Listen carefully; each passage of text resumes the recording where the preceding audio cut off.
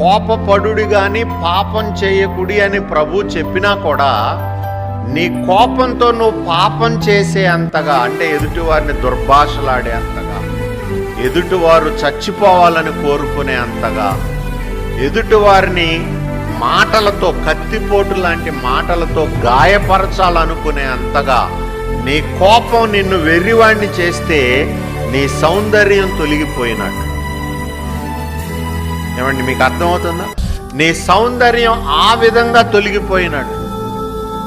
ఈ లోకము దాని ఆశలు గతించిపోతున్నాయి. దేవుని చిత్తమును జరిగించువాడే నిరంతరం నిలుస్తాడు. కానీ క్రైస్తవులైన మనము ఎప్పుడైతే ఈ లోకమును దాని ఆశల వెంబడి మనం పరుగెత్తుతుంటామో అప్పుడు మీ సౌందర్యం తొలగిపోయినట్లుగా మనం బాధపడాలి, ఆలోచించాలి. ఏమండి?